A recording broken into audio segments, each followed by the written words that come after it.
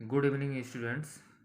आप लोगों को कल बताया गया था कि आज से ही सभी क्लासेस के नए बैच स्टार्ट होंगे।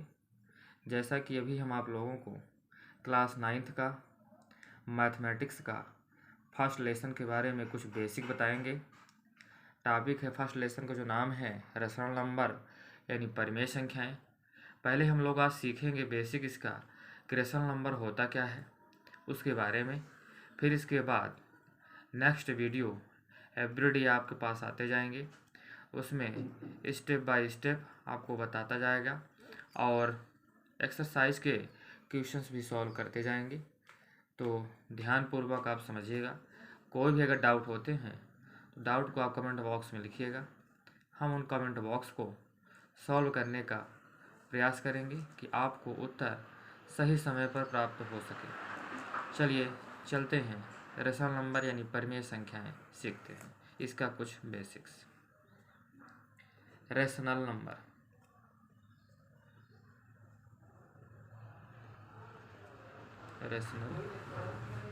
नंबर यानी परिमेय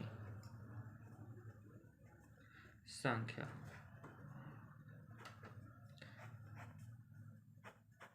परिमेय संख्या कहते कैसे? सबसे पहले प्रश्न तो ये बनता है कि परिमेय संख्या होती क्या है। जैसा कि हम जानते हैं, छोटी क्लासों में पढ़ के भी आए हैं कि जिसको फ्रैक्शन, इसके पहले चेक करते हैं फ्रैक्शन फ्रैक्शन को कहा जाता है भिन्न। ठीक है ना।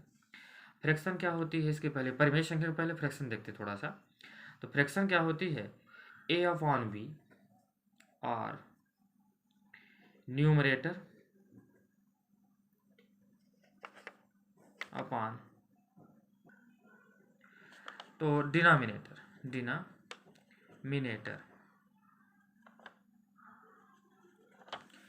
यानी अंश बटे हर।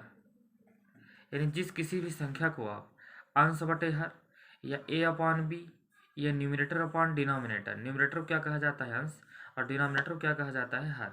यानी जिस किसी भी नंबर यानी संख्या को आप अंश बटे हर के रूप में लिख सकते हैं तो वह हमारा क्या होता है? फ्रैक्शन होता है। ठीक है ना। अब वही चीज़ इसी के समानार्थी ही है हमारा क्या?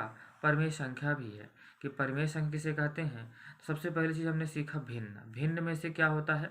जिस किसी भी संख्या को आप न्यूमरेटर अपॉन डिनोमिनेटर या a अपॉन बी या अंश बटे हर के रूप में लिख पाएँ तो उसे हम क्या कहते हैं? भिन्न कहते हैं। भिन्न के भी प्रकार होते हैं, है ना। तो उसको सीख चुके हैं हम पिछली क्लासों में। फिलहाल हम सीख रहे हैं परिमेय संख्या। परिमेय संख्या क्या होती है? यानी rational number.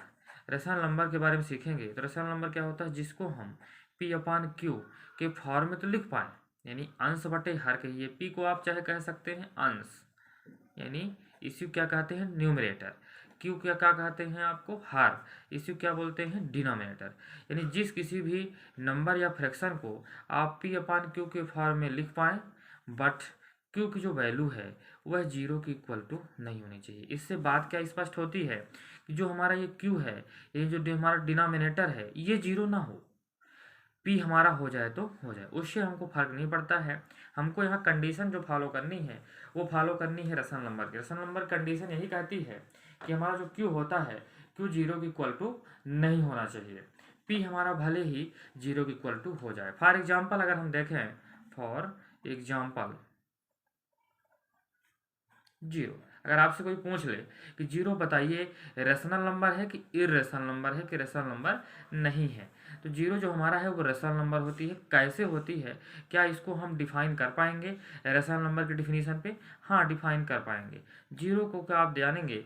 Zero upon one लिख सकते हैं कि नहीं लिख सकते हैं? लिख सकते हैं। इट इज़ अ पॉसिबल, क्योंकि जीरो में से अगर हम वन का डिवाइड करेंगे तो हमको आउटकम्स यानी रिजल्ट क्या मिलेगा? जीरो ही मिलेगा। जो कि रेशनल नंबर की प्रॉपर्टी जो होती है वो क्या कहती है? जिस किसी भी नंबर को आप p अपॉन क्यू के फॉर्म में डिनोट कर पाएँ बट कंडीशन क्या होनी चाहिए? क्यू की वैल्यू जीरो के इक्वल टू ना हो।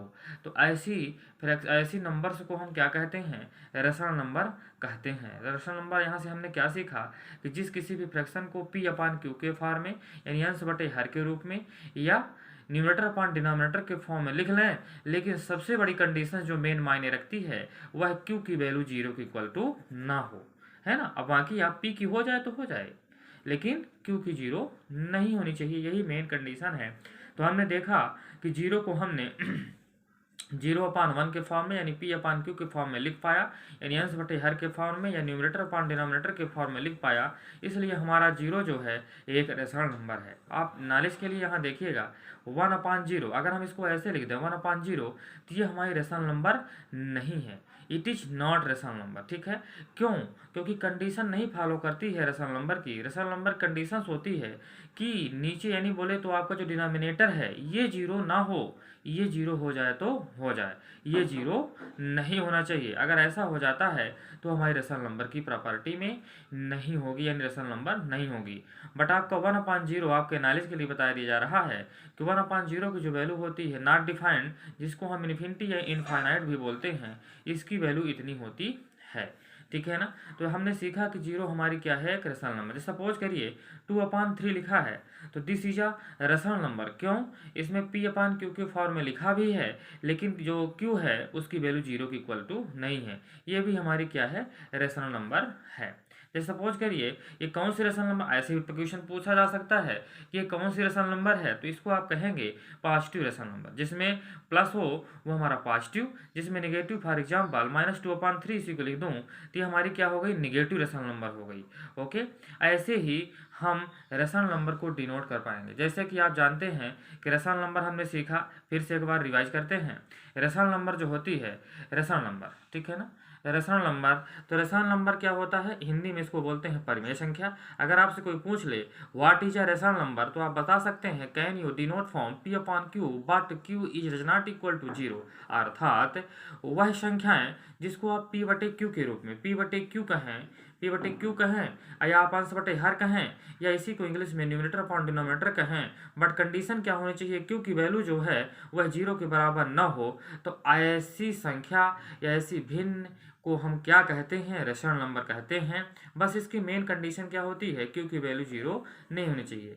ठीक है, आज हमने आपको रेशनल नंबर सिखाया, कल से हम आपको क्लास 9th का एक्सरसाइज 1.1 यानी 1.1 का क्वेश्चन नंबर फर्स्ट से स्टार्ट करेंगे। इसलिए आप लोग रेडी रहिएगा, आपका एवरीडे वीडियो बन के आते जाएंगे, आप उनको समझते चलिएगा। अगर उन वीडियो में से या उन क्वेश्चनों में से कोई भी आपको डाउट या सस्पेंस होता है तो उसको आप कमेंट बॉक्स में लिख के भेजें, हम आपकी प्रॉब्लम को सॉल्व करेंगे।